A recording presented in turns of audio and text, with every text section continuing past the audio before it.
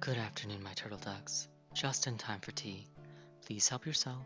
I've got sugar and honey and cream or lemon, and we've got jam and butter for the tea cookies. Last time we finished up with basic guest etiquette.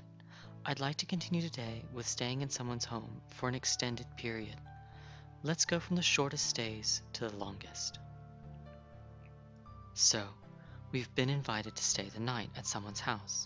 So long as this was the plan from the beginning, we should remember to bring a few things with us.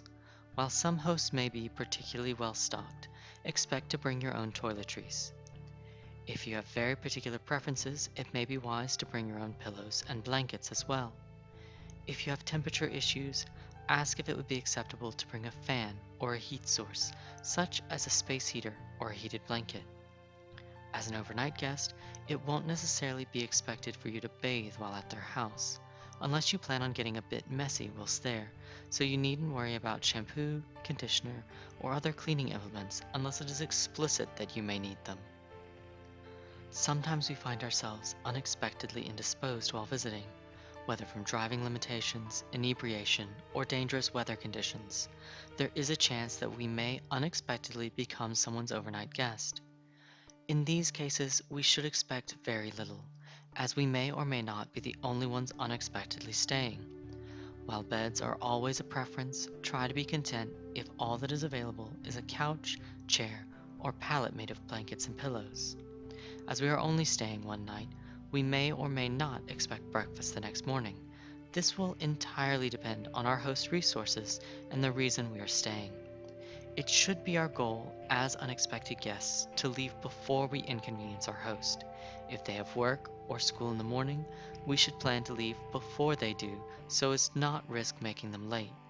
If other obligations won't conflict, we should leave as soon as it is safe for us to do so. When staying for 2 or more nights, it is a good idea to pack all of your toiletries. While your host may have supplied the necessities, it is still wise to bring a couple of days' worth of your own routine with you. You will also want a full change of clothes for each day you wake up away from home. If where you are staying has a pool or a hot tub, bring a swimsuit or water-safe clothing, just in case. Always bring at least one extra pair of undergarments and socks than you think you'll need. While under your host's care, you can expect to be offered food and drink, a safe place to sleep, and access to a shower or bath. If you're going out to eat, your host may or may not offer to pay for the meal. If they do not take advantage of their generosity. Eat with a mind of care, and do not order anything to go, save perhaps dessert if it is offered. Other entertainment may or may not be paid for by the host, depending on their level of resources. If it will not be paid by the host, you should be given the option of going, with transparency as to pricing, and the option of doing something more within the comforts of your budget. While it is not strictly necessary, if you will be staying for a period of a few days, it is best to try and mold yourself to your host's routine, or at least interrupt as little as possible. If your host makes meals at certain times of day, and you do not wish to or cannot make your own meals, attempt to be at the table when the meals are served. Try to wake up when the rest of the house wakes, and if you cannot sleep precisely when they sleep, try not to be too put out if they are a little too noisy, nor make too much noise yourself if you like to stay up late.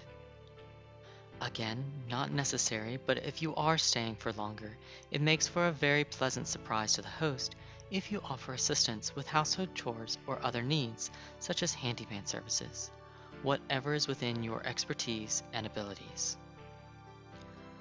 Finally, once you have returned home and the excitement of travel is calmed, remember to send a little token of gratitude.